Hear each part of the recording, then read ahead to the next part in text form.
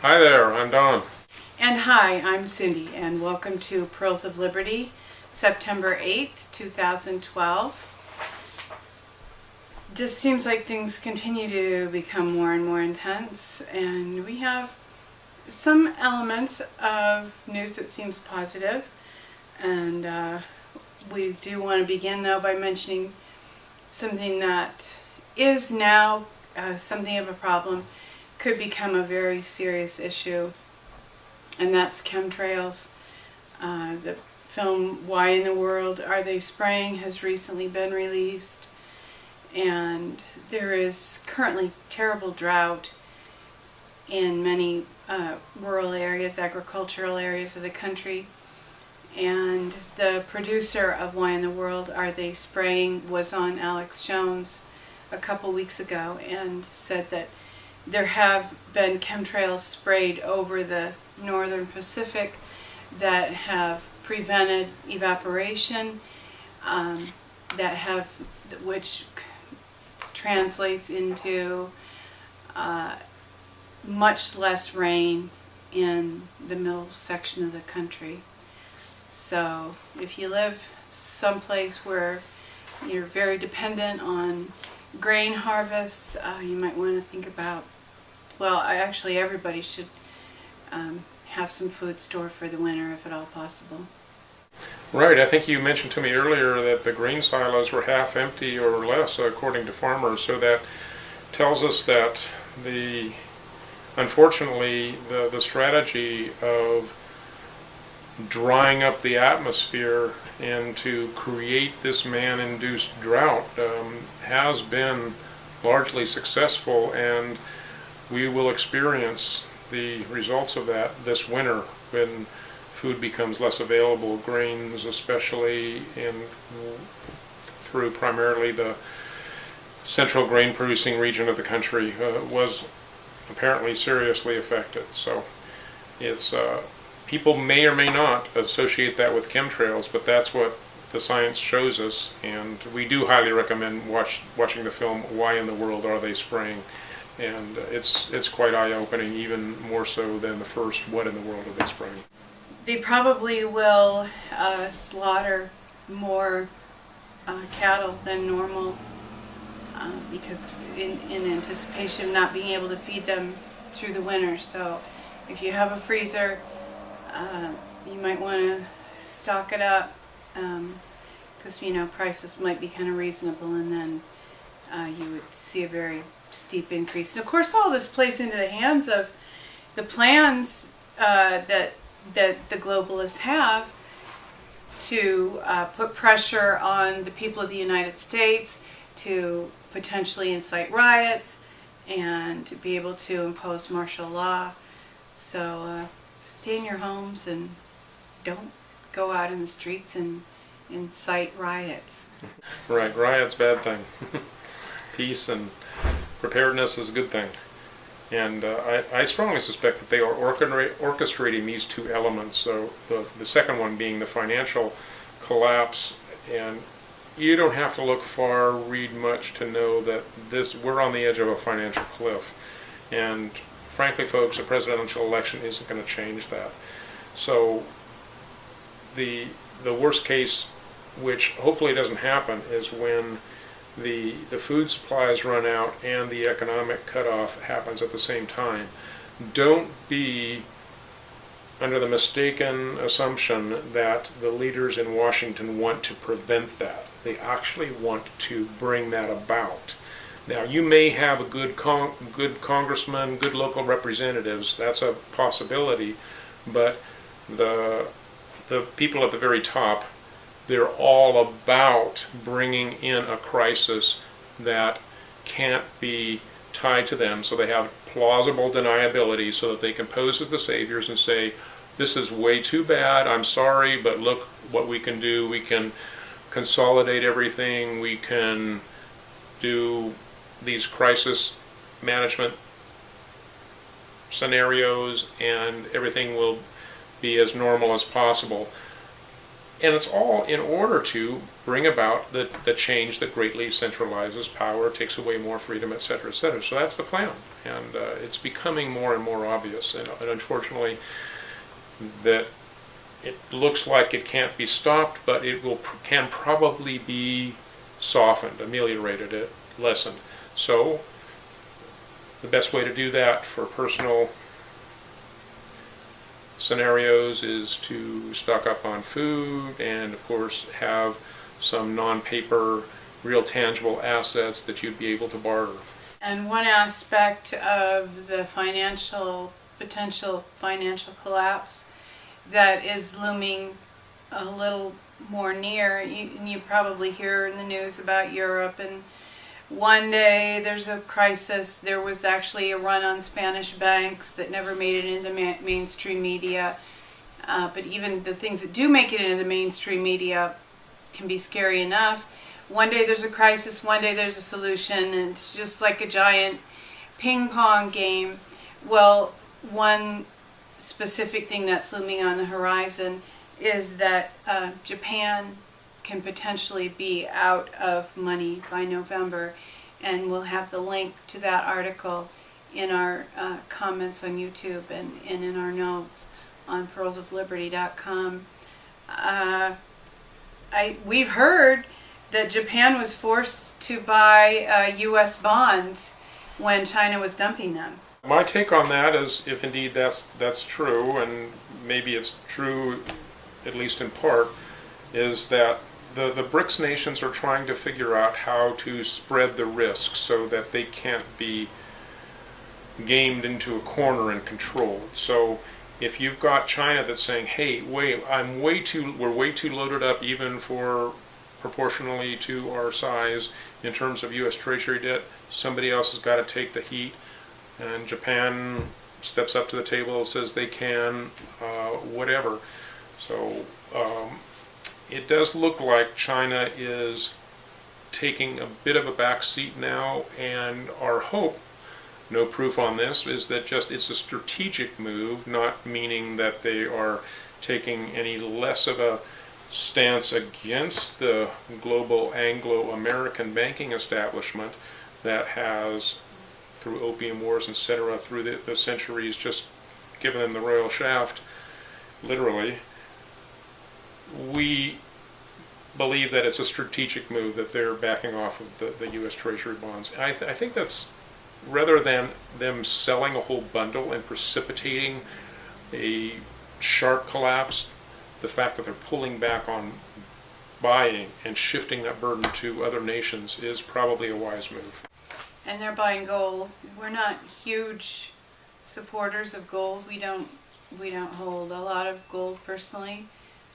But if you Google gold, you will see that many big players are purchasing gold right now, and you can tell by the price of gold over the last couple of weeks too. There is a very positive note in world economics that you are very unlikely to hear about, and quite unlikely to find anything about, even if you search. And that is the fact that Argentina has been able, through austerity measures, to pay off their debt to the bankers, and they have filed a lawsuit, and they are now assisting other Latin American nations in doing the same. So Iceland is free, and there's great potential for much of Latin America to be free, and we do have a link for that, but it's WordPress has, since we read the article, WordPress has, it's private now for some reason, so difficult to get that information. Yeah, that's really encouraging that Argentina has been able to do this. The paying off of the debt thing is a recent information. However, it's a long-term plan. It took them over 20 years to do it. The crisis in Argentina was in the 80s, and anytime that a nation goes through this, it's a beta test for the global bankers, and we're on the other side of that now and know how it came out. Well, they they went through serious police state stuff and then realized what was really going on and began to get serious with trying to deal with the bankers that were the real cause of it. So may we be as wise and hopefully having a quicker learning curve so we don't have to go through the extreme police state that Argentina went through. But it's not unsurprising that it's so hard to get news about Argentina. It's a little bit hard to get news about Iceland now. We don't have the updates that we had as much in the beginning. So these guys that are at the top control the media corporations, and that's why the internet and what we're doing and trying to pass things on is so significant. And we encourage everybody to be a part of a growing network of grassroots, liberty-oriented people, if not activists. And we wouldn't necessarily call ourselves real activists. We don't get out there and cover public events, but we just want to pass on the philosophical and newsworthy things that come to our attention. One of the things that Cindy mentioned just a minute ago about gold is that we're not huge supporters of gold, and I'll take a step back from that and explain that a little bit, that it's not that we don't believe that people that are holding good are doing a wise thing. We believe that there is a lot of wisdom in that. But I'm a big fan of Bill Still and read his book No More National Debt, and I'm not one of the people that thinks that gold is a solution to the global economic problems. Yes, you do need real, tangible assets backing a currency so that it doesn't get inflated out of hand, but using gold to do that is very problematic, and that can be proven historically. So although it may be a smart cushion individually, I don't think it's a direction that we should put all our eggs in that basket for a nation. Now maybe some percentage of gold, but not a fully backed gold currency.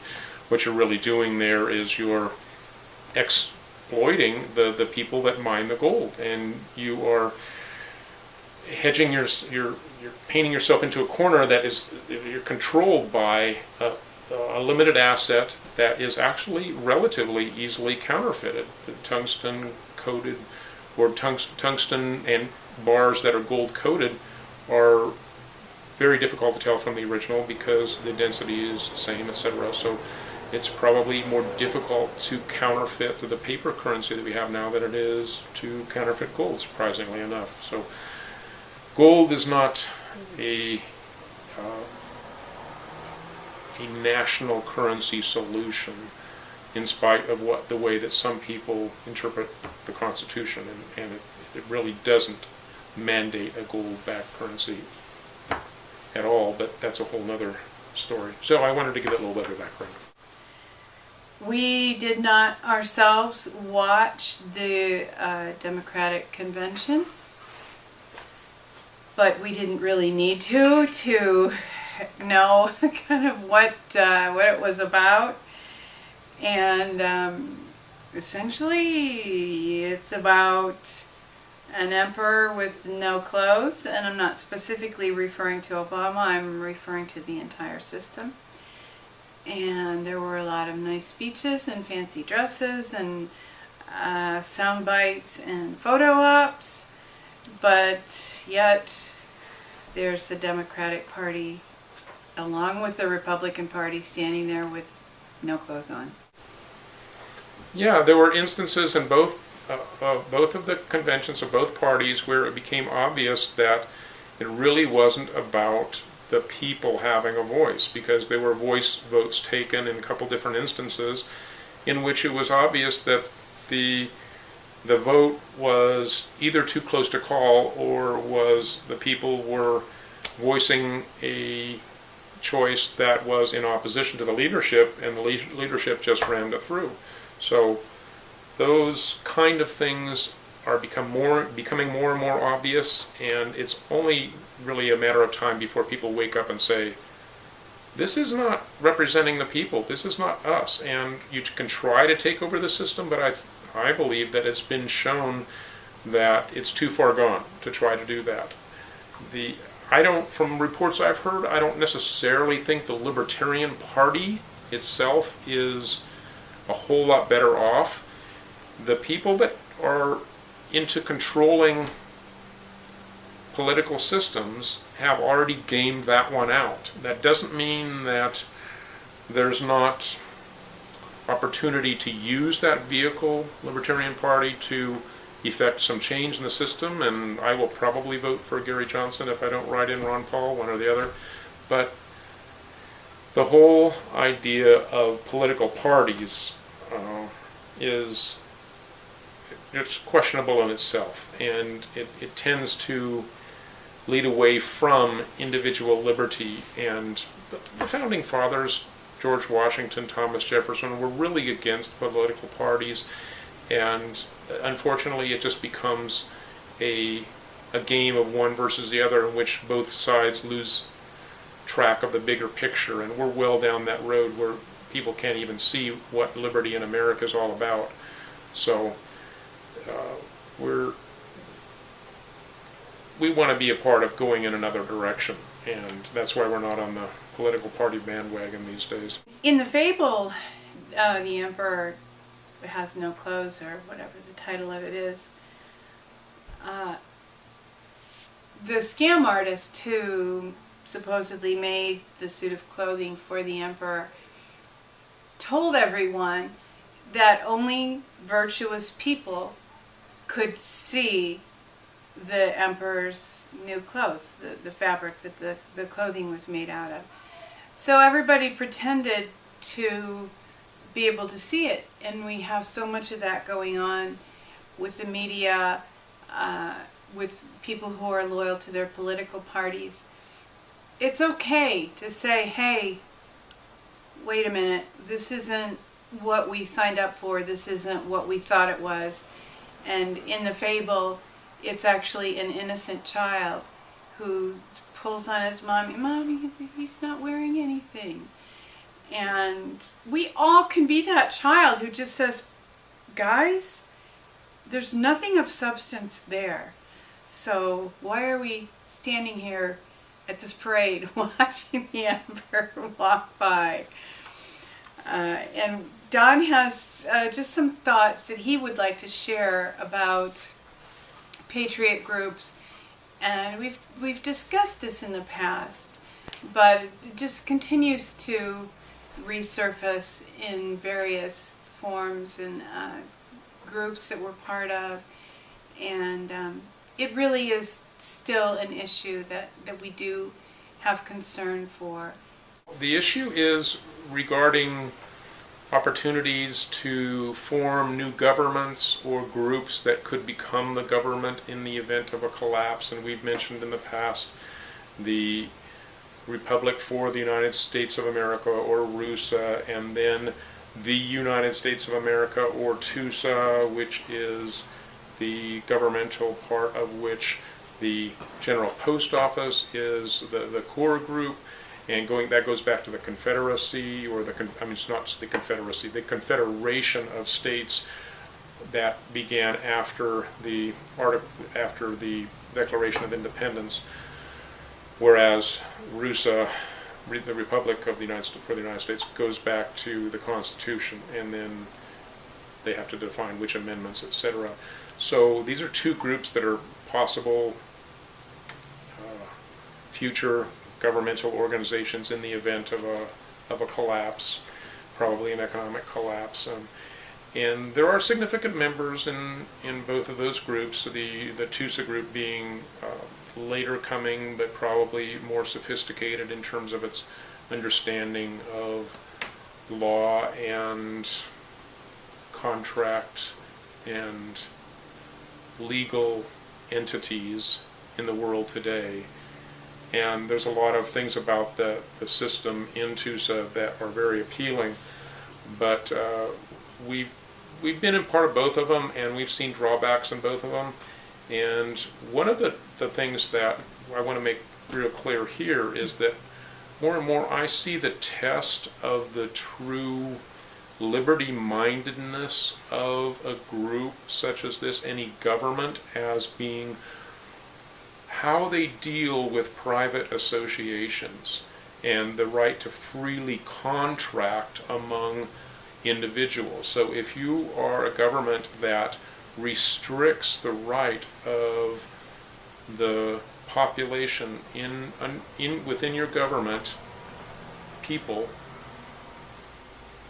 sovereigns, citizens, whatever you want to call them, individuals, and say, no, you can't form this type of association or that type of association, or we don't like this or we won't allow that within our country, then you're not really allowing freedom, because one of the basic free rights of free men is the right of independent free association and to freely contract with one another individually. Opposition to that at a governmental level is statism, it is control, it is anti-freedom. And we've seen that, unfortunately. And what that means, I want to say the ramifications of that, which I don't necessarily like, but you really have to live with them if you're about liberty, is that means that you cannot have laws that prohibit secret societies per se, because the right to freely associate privately means that you have the right to keep private something that the government or public entities want to make public. They should not be allowed to do that. So therefore you have the possibility of secret societies. That doesn't mean I agree with secret societies like Skull and Bones or whatever, but it means that that's the acid test, the litmus test for a government, is how they deal with societies that are private in nature. And if you're investigating either of these two groups, look into that. Be aware of that. Research what has happened historically.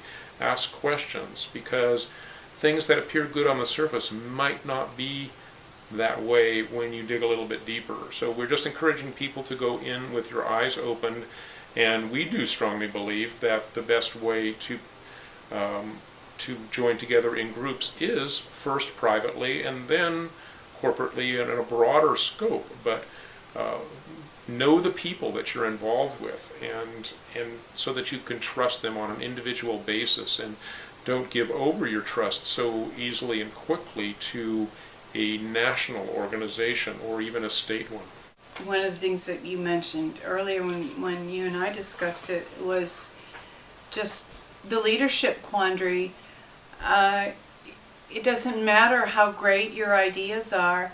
It doesn't matter how elegant the remedies are, or even how effective the solutions are that are offered. If the people at the top who are in control want to remain in control and are not, there's always that odd fear comes into play, that territorialism. And we've seen this in a couple of different settings. It really renders the cause of liberty ineffective, because it's in conflict with the very reason for the group's being. The stated goal for these groups is to restore American liberty. Mm-hmm. And when you have a leader who's territorial and holds very tightly to the reins, it's impossible to achieve liberty. The reasons for not trusting people are always, or at least presented as, noble. They're always presented in such a way that we're doing this for the greater good. And that may be sincere, but I'm saying that it is a risky thing to trust people, to join together in groups that where you might not know what they're doing, and they might not have the same religion as you. I'm talking about such things as whether you allow Muslims, or whether you allow an organization that teaches things that you don't completely agree with, you don't understand, that seems scary. It's a scary thing to trust those people with liberty, but you can't only trust people that you understand. And that's why I think the best thing is to be able to choose your personal relationships, but then and contract freely with people that you know personally and trust, and then on a larger scale give people the benefit of the doubt, but if they're in a position of leadership, don't automatically assume that they're going to be consistent with the theory that they espouse. You have to examine and see what the behavior really is. And the experience with both of those groups that we've gone through was very valuable, but is not completely positive. So again, we just want people to go in with their eyes open.